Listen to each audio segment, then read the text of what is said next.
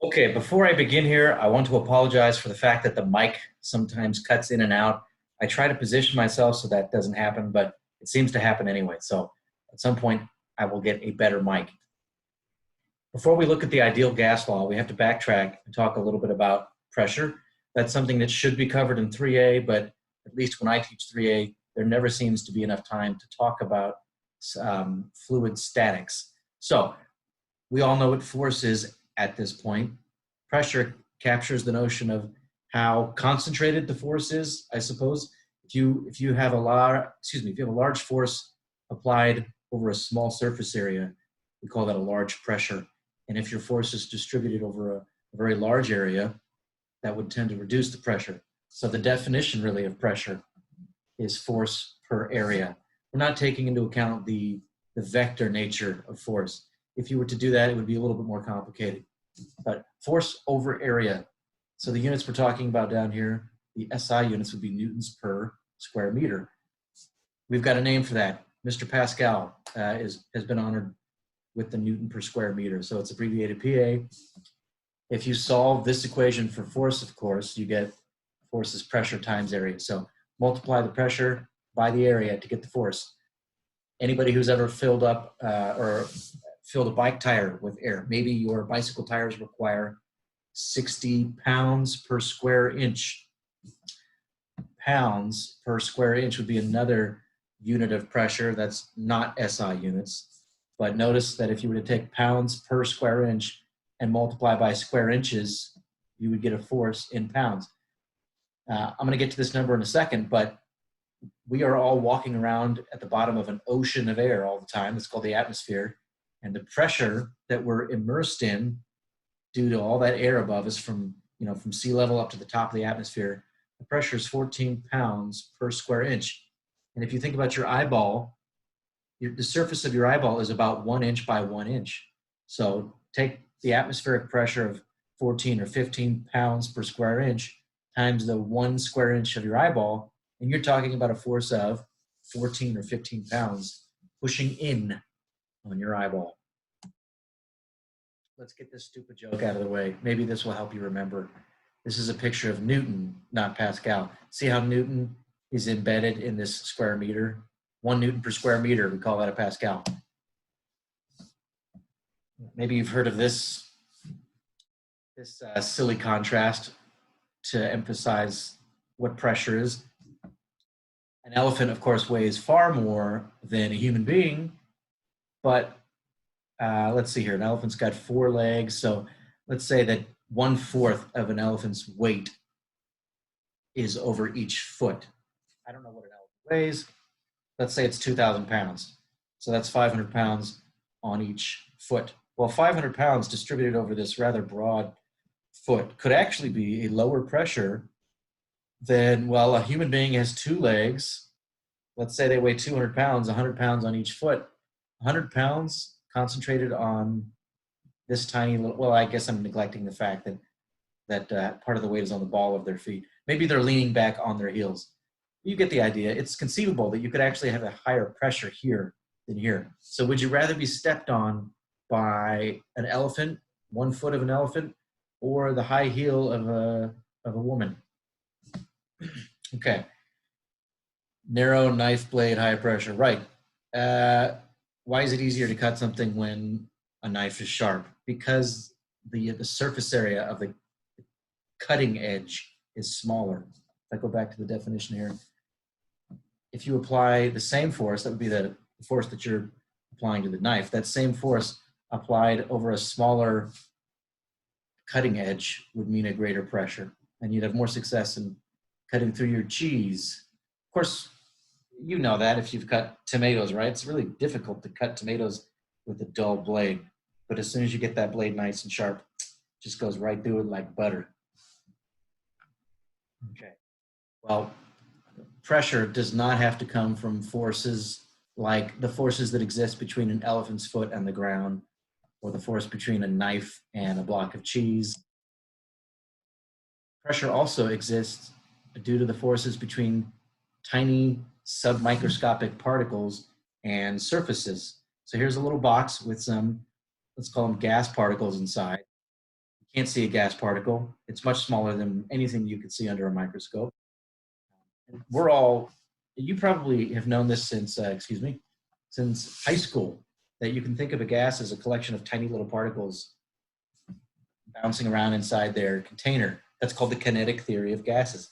But that was not obvious at all to most people or anybody hundreds of years ago. But for us, it's kind of common sense.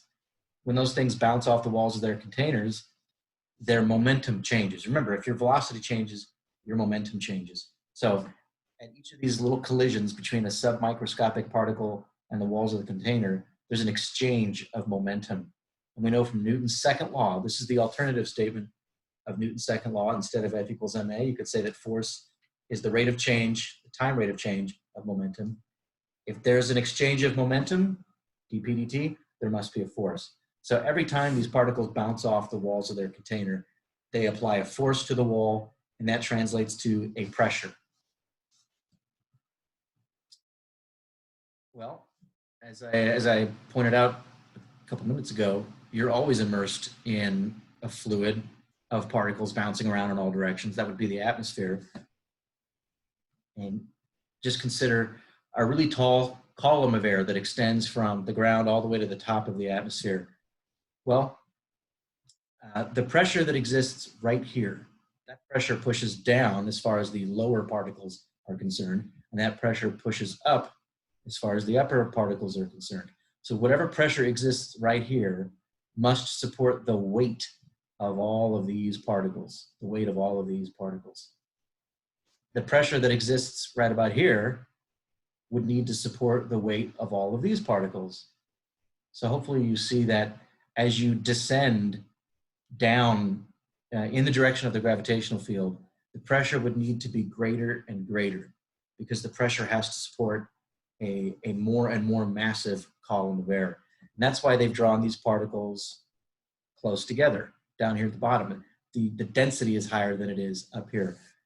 Doesn't it make sense that the density would increase as the pressure increases?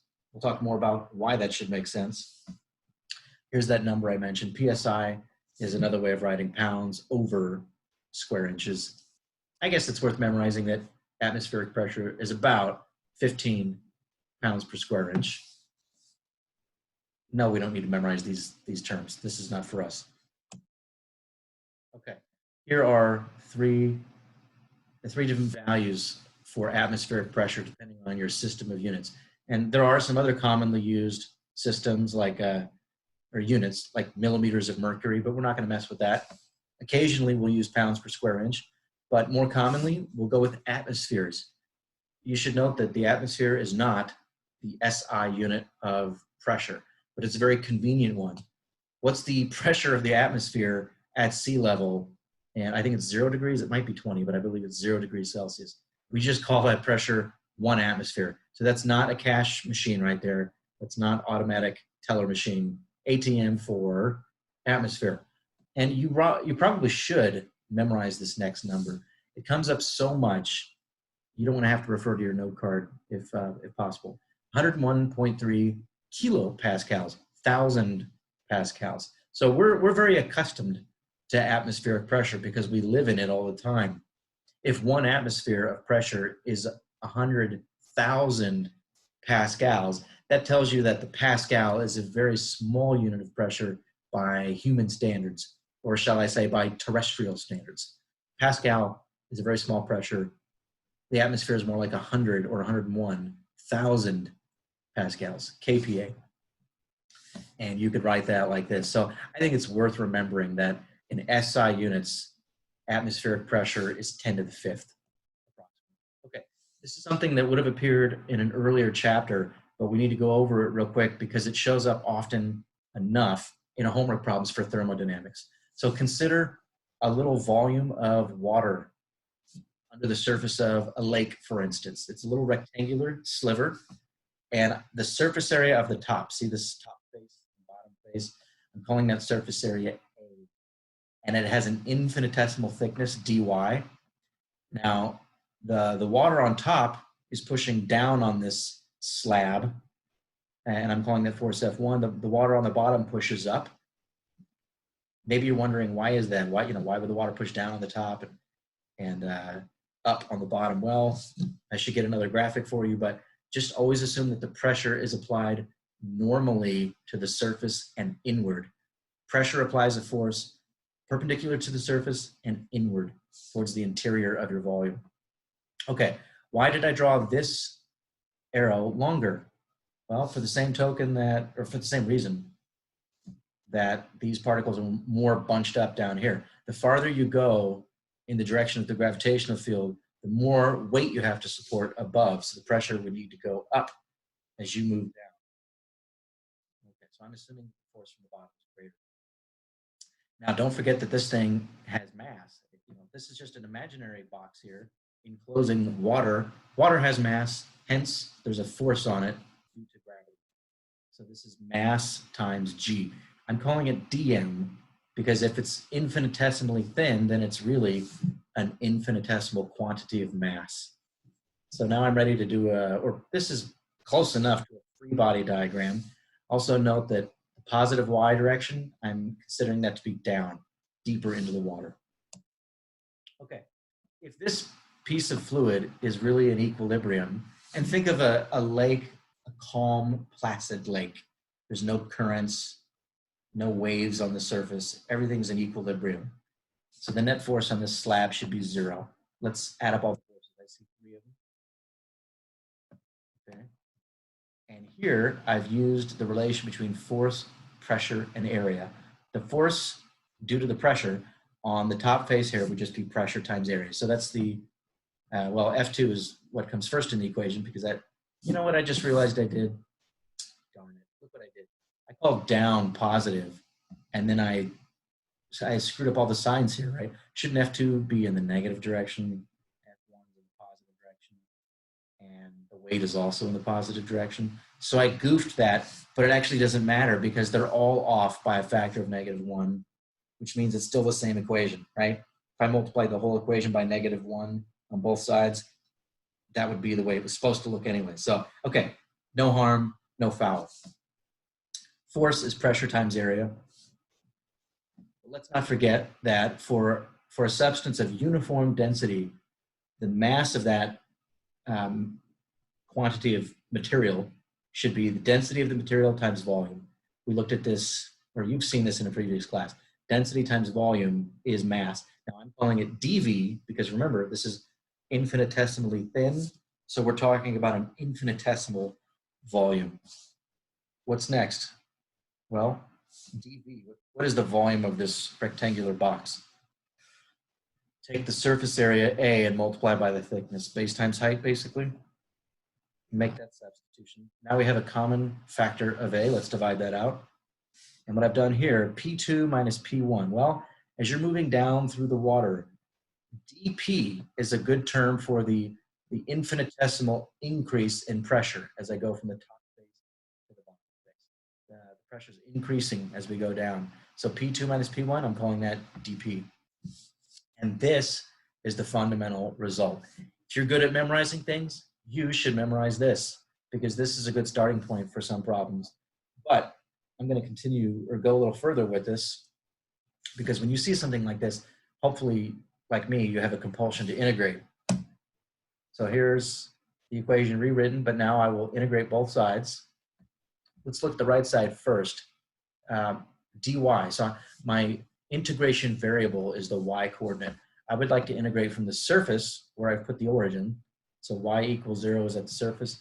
I will integrate from the surface to some arbitrary depth, which I'm calling y final. Over here, we're not integrating with respect to y, we're integrating with respect to p. So my limits need to be p limits. Well, the pressure at the surface, or the pressure in this limit, has to correspond to the y coordinate in this limit. In other words, we need the pressure at the surface. That's what we call atmospheric pressure. So for now, I'll call that P atmospheric.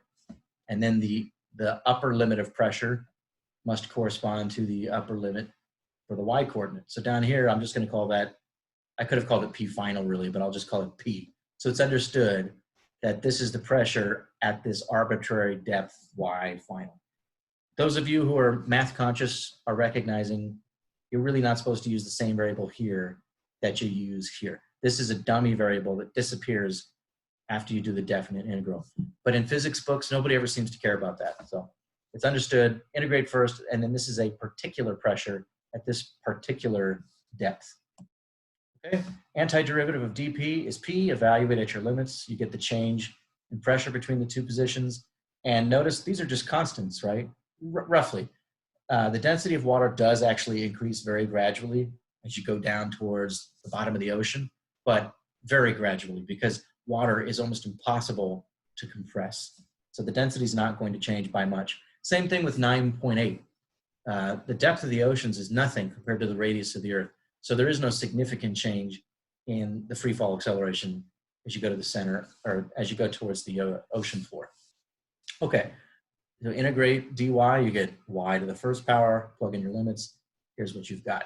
The last thing I'll do is move this over to the other side. There is the equation that you need to know. This would have appeared in lots of problems in a previous chapter. You may see it in these chapters as well. So the depth, the pressure at any depth in a fluid, you just take the pressure at the top of the fluid. Here I've written atmospheric pressure, but maybe you've got another column of fluid on top of that, like oil and water. So it doesn't have to be atmospheric pressure. It's just whatever the pressure is at the top of the fluid. And then you add rho gy, where y is your depth and rho is the density of the fluid. That's it. Simple as that. So now you can see why when you swim to the bottom of a swimming pool, you can really feel the increased pressure on your ears. Check it out. Water has a density of something like 1,000. G is basically 10, so that's already 4 zeros. What happens if you go 12 feet to the bottom of a pool? 12 feet is roughly 3 meters, 3 or 4. So 10,000 times 3 or 4, I'll just call that 30,000. Am I doing that right? 30,000 compared to 100,000. Remember, atmospheric pressure is 100,000. So 30,000 compared to 100,000, we're already 1/3 of the way to a full atmosphere. So when you go to the bottom of a swimming pool, the pressure on your ears is already increased by almost 1/3. No wonder it feels so significant. Okay, a lot of times instead of using y for the depth, we'll just call the depth h because it may just be the height of a column of fluid. So rho gh, I would memorize that. Rho gh. That's the extra pressure at a depth h in a column of fluid. It's the additional pressure.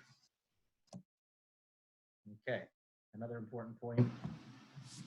This is not really obvious because in 3A and probably in 3B too, every time you encountered forces, they had a specific direction.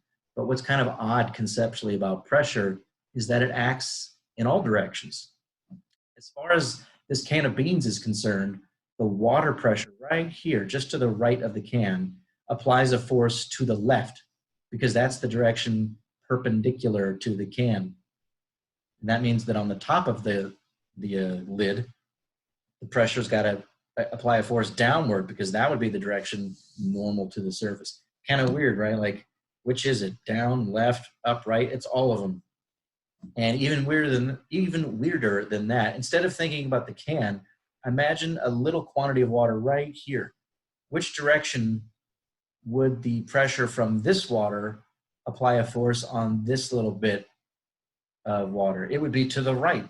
So at the same point in space, the pressure applies a force in a different direction depending on what the object or the recipient of that force is. So that really requires some more thought. Fortunately, those nuances, they don't really appear much in our work in these chapters on thermodynamics.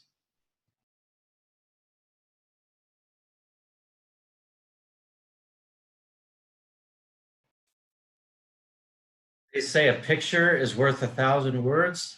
I'm going to suggest that a Java simulation is worth 1,000 pictures. I highly recommend downloading this and spending some time messing around with this PhET simulation of ideal gases. If you've spent enough time thinking about the relation between pressure, temperature, and volume, you'll have a lot more intuition that you can bring to the table when you're solving these problems in the next chapters. It's actually not necessary to have that intuition. You can do everything formally with the ideal gas equation, but it really will make things easier if you can think about things conceptually. So they've got a little pressure gauge here. Right now the pressure is 0 because there are no particles within this box. If there's no particles to bounce off the walls, there's no exchange of momentum, no forces applied, hence no pressure. So the first thing I'll do is pump some particles in here. This is so much fun. They don't seem to be moving very quickly, which tells me that they're at a rather low temperature. Okay, so they're reaching equilibrium. Notice how the pressure is still changing. It's still fluctuating. But after these have distributed themselves uniformly, pressure should reach a steady value. Okay, and it doesn't seem to be doing that. So I'm not sure how they calculate that, but it looks like it's hovering around 13. Okay. The first thing I'd like to investigate is, how does the pressure depend on the number of particles? It's the collisions between the particles and the walls that are responsible for the pressure. So if you had more particles, wouldn't you have more collisions per second? And that would translate to more momentum exchanged with the walls and hence greater pressure. Seems fairly obvious. So I'm going to try to pump in approximately twice the number of particles, and we'll see what happens to the pressure. Before I do that, you should try to guess. Oh, this is cool. I think I could even choose the number. So if we've got 114 particles in there, let me go straight to 228. Can I type that? Oh,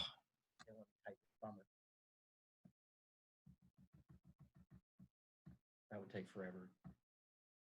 228. Okay. Previously, the pressure was hovering around 13, was it not? Was it not? And now, what a surprise, 26. So, at least according to this simulation, this is not real life here. It's just a PhET simulation. Physics, education, technology, if you're curious. It appears that doubling the number of particles produces twice the pressure. Double the particles, double the pressure. Aren't we talking about two quantities which are proportional there?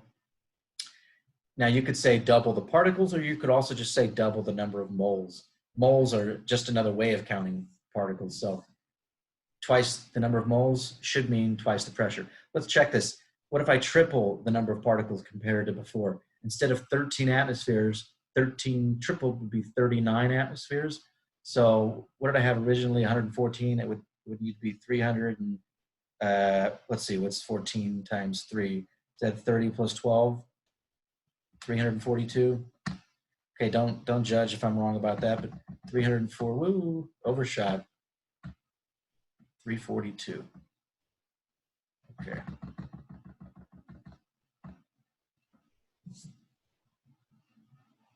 I've already forgotten what I was expecting. Wasn't it 39 that I was expecting? Okay, so I'm not quite sure why we don't have 39. 13 times 3, that is 39. But here I've got 53. All right. I'm just going to chalk that up to some error in the way this thing was programmed. Or if you find my mistake, please let me know. Okay, let's reset. In fact, I'm going to figure out what happened there. Okay, I tested that property again with different numbers. I went from 100 to 300 particles and found that the pressure went from 12 atmospheres to 38 atmospheres. 38 atmospheres is not 3 times 12 atmospheres. So I'm not entirely sure why this simulation doesn't behave the way we expect it to, but I suspect it's because you can see by looking at it that it violates one of the conditions required for this model to be accurate. The ideal gas model requires that the diameter of your particles be small compared to the distance between particles. Basically, they have to be very well separated, and these are not. At this point, they're packed pretty well together. So I think at that point, the ideal gas idealization starts to break down. That's my guess.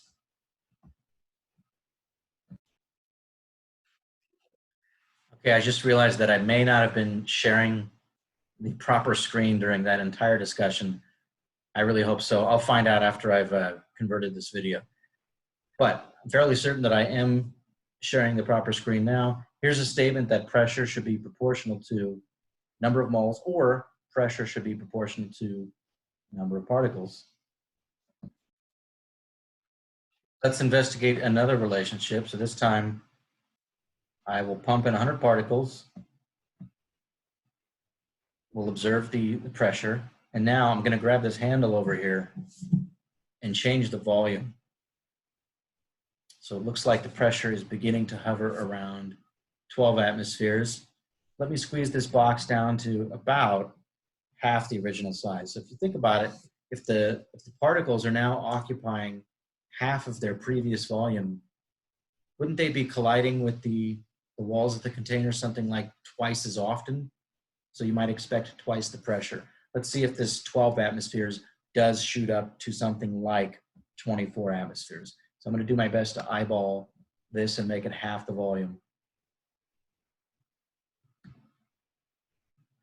And look at that, pretty darn close to 24 atmospheres. So if you if you cut the volume in half, the pressure doubles. Let's go the other way around. So right now, consider this the initial volume. We're at 24 atmospheres. What would happen when I double the volume? When I give the particles twice as much space to bounce around in, the pressure goes down to half. So these are not proportional. If one goes up and the other goes down, those are not proportional quantities.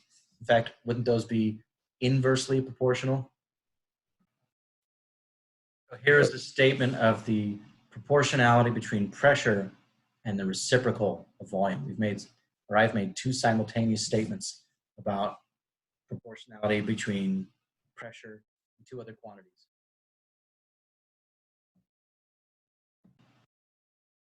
Next up would be the relationship between pressure and temperature. So once again, I'll pump in some particles.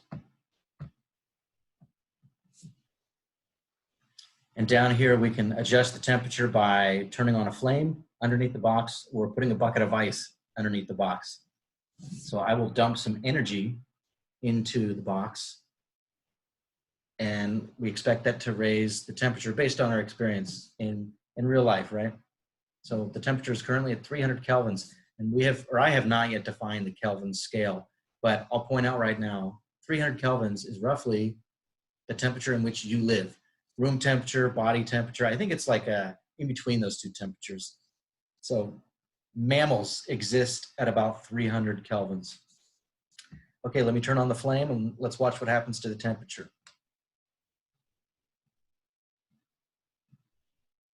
Okay, and I'm purposely turning on the flame until the temperature gets to around 600. It's getting close. I accidentally cooled it off there. Okay, close enough. So if you did a before and after, if you looked at these particles before and after I turned on the flame, you might make the observation that they appear to be moving around at, I almost said that they're moving around at twice the speed, but it turns out that they're actually moving around at about √2 times the speed. The square root of 2 is something like 1.4. So on average, these particles are moving 1.4 times as fast as they were previously. Well, we know that kinetic energy is 1/2 mv squared. So if the average speed is now 1.4 what it was, then speed squared is now 2 times what it was before. And that means that the kinetic energy is about 2 times what it was before. So double the average kinetic energy of the particles, double the temperature. There's a relationship there. And that's not at all obvious. We're going to prove that later in the book. But the point I was trying to make right now is that double the temperature corresponds to double the pressure. Over here, it wasn't at 12 originally, and now it's just under 24. I didn't actually go up to 600, but I think you could see that for a double in temperature, you could expect a double in pressure. That makes sense because the faster these particles are zipping around, the harder they crash into the walls of the container. That means the more force they apply, the pressure should be greater. This is all very intuitive. If you're able to think about a gas as a collection of these little bouncy balls colliding with their container and with each other, then none of this is really surprising. So now I can make a third statement of proportionality. Pressure and absolute temperature should be proportional. It's important that I emphasize absolute temperature. This only works if you're talking about the Kelvin scale. Things get funky if you're trying to use Celsius or Fahrenheit. So you have to be using a scale that has its lowest possible temperature as the number 0. The absolute scale is the one that has 0 as the lowest possible temperature. 0 degrees Fahrenheit is not as cold as it can go. I'm sure a lot of you have been in weather that's below 0. Or maybe not so much here in California. Okay, let's take these 3 separate statements of proportionality and combine them. There's no need to state them separately. We can put them all into one statement. Pressure should be proportional to the product of number of moles and temperature. So I've combined the top one and the bottom one, and proportional to the reciprocal of volume. Pressure is proportional to NT over V. Of course, you could also make this statement in terms of number of particles, not number of moles, and then it would look like this. It's the same idea. So let's take those 2 combined proportionalities and replace the proportional sign with an equal sign. And you know that if you want to get rid of proportional and put in equals, you need a so-called constant of proportionality out in front. So the customary letter that's used over on the left side, where's my arrow, is the letter capital R. We're not going to go with K from algebra, capital R. So I put a constant of proportionality out front, and coincidentally, if you're using capital N for number of particles rather than number of moles, then it's a different constant of proportionality, and we go with the letter K. Your book puts a little subscript B here for Boltzmann, because this is the so-called Boltzmann constant.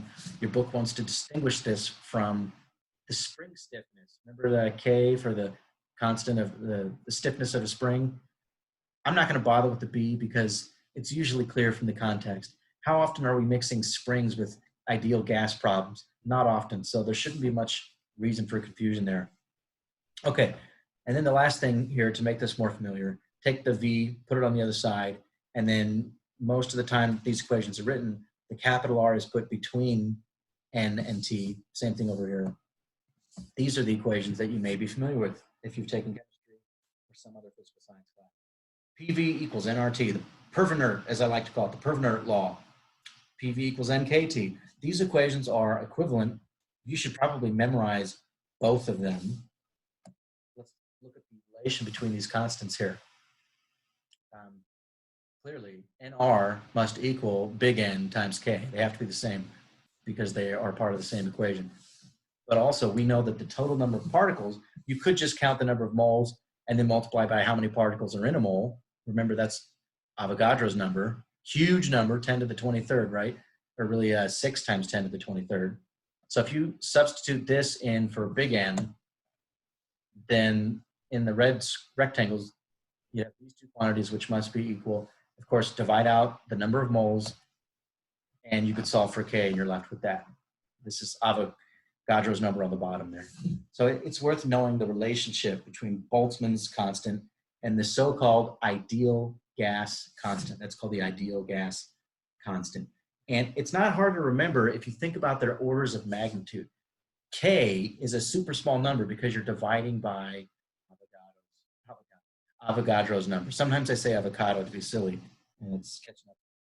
Okay, capital R has an easy value to remember. It's basically 8.3. So if you take a number like 8 and divide it by a huge number, you get a very, very small number. That helps me remember the relation between K, R, and Avogadro's number. What about the units here? Joules per mole per Kelvin. Joules per mole per Kelvin. When you look at those units, it almost suggests that if you have a certain number of moles of a gas at a certain temperature, that it should contain a certain amount of energy. And we'll see that that is in fact the case. You can determine the energy of a quantity of ideal gas if you know how many moles are in that gas and its temperature. You can figure out its energy in joules. K describes things not in terms of the number of moles, but in terms of the number of particles. So the units here would be joules per Kelvin, because particle really is not a unit. It has no dimensions. Actually, mole doesn't have dimension either, but your book kind of treats it as a unit. But joules per particle per Kelvin, almost as if to suggest that that if you have a quantity of ideal gas and you know how many particles are in it and the temperature, you could calculate its thermal energy. And that is in fact the case. We will do that. Okay, what else can we say here? If we take the ideal gas law, the form on the left, and put the temperature on the other side, for many of the problems that we do, the system is isolated. You can't have particles leaking in or leaking out, in which case the number of moles is constant. And if this is a constant, then this quantity doesn't change. You might compress the gas, in which case the pressure would probably go up, but you can't change the number of moles. So if this quantity always has to stay the same, then we can evaluate that quantity for any two states of the gas. A state is, your book talks about this, and I'll talk about this more in another video, but to specify the state of an ideal gas, you only need to state really three quantities. What's the pressure? What's the volume? What's the temperature? Because then N is already determined. Or you could have said, what's the pressure? What's the volume? How many moles are there? And then that fixes the temperature because of this equation. If you've got 1, 2, 3, 4 state variables related by one equation, well, 4 minus 1 means you've only got 3 independent parameters.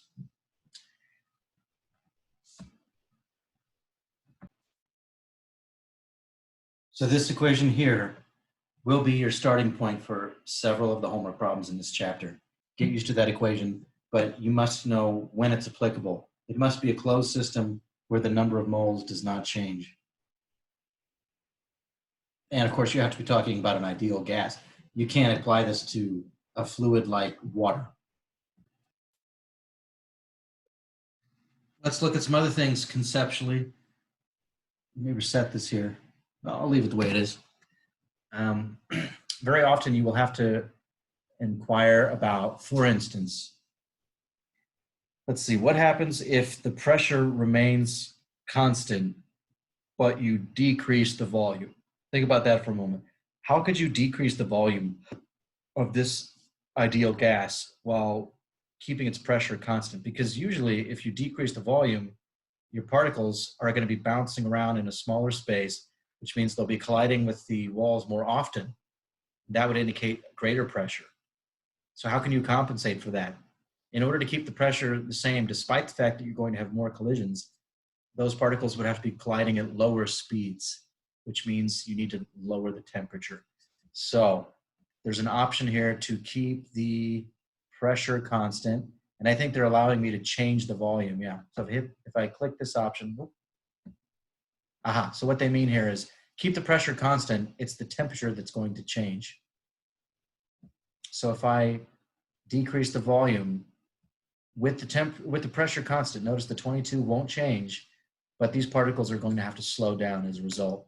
So watch the temperature, we've got 566. The temperature had to go way down, and they indicated that with a bucket of ice down there. Okay, so even though these particles are perhaps colliding more often with the walls now, they're colliding more slowly. And so the net change in the pressure is 0. Let's reset and do something similar. Okay, this time I'd like to keep the pressure constant, but I'm going to change the temperature. Right, okay. So the pressure's up here around 18 atmospheres. I am going to increase the temperature by throwing some energy in here. So generally, if you heat these particles up, in other words, raise their temperature, they're going to move around faster. They should be hitting the walls of the container harder, and the pressure should actually go up. So how is the pressure supposed to stay the same if I'm going to make these particles go faster? Let's see what happens. If I heat up the particles, the volume would have to increase. So even though the particles are moving faster, they're colliding with the walls less often because they're inside a smaller volume. These are simple relationships, but if you spend some time thinking about them, it's going to come back to you when you're solving these problems. And you won't just feel like you're feeling around in the dark with the various formulas. You'll have some intuition about it. Okay, I've already explored both options for keeping pressure constant. What about if we'd like to keep the temperature constant? I'm just going to go through all of these right now. So if you're bored, if you already get it, fine, move on. Who needs you? Beat it. Get out of here. But if you're curious, what if we want to keep the temperature constant? Well, the first thing I'll do, since it looks like I still have the freedom to do so, is close the box. So if the temperature doesn't change, that means that the average speed at which these particles are zipping around is not going to change. They're all going to keep moving like they were before. But if I put them in a smaller box, they should then hit the walls of the container more often. And of course, we would expect the pressure to go up. So temperature constant, if I decrease the volume, watch the pressure at 17 right now, it goes way up. I think I've already kind of confirmed this one, right? That's one of the first ways in which I talked about this. But of course, you can confirm this with the ideal gas law. All these relationships that I'm observing here can be seen in the ideal gas law. So let me put this back where it was. What if we want to keep the temperature constant, but raise the pressure? Can I even do that? Yeah, I don't think they let me do that manually. So that's one option I won't be able to explore. Okay, I held the pressure constant, I held the temperature constant. Let's now hold the volume constant. All right. If I want to keep the volume constant, but raise the temperature, what's going to happen to the pressure? Again, I think we already explored this, right? If the volume of the box remains the same, but I put in more heat and make the particles zip around faster, they're going to collide with the walls with greater force. That means greater pressure. Yeah, this is the same relation I explored towards the beginning of this video.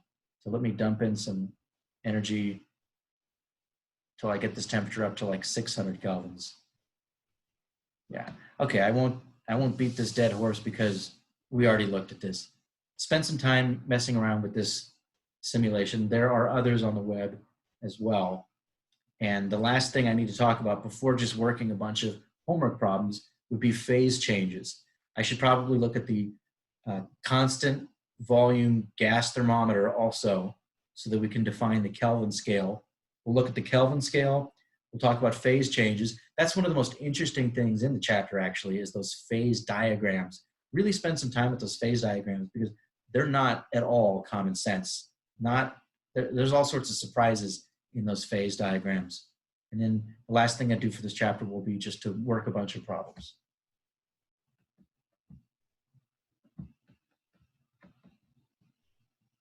Chuz.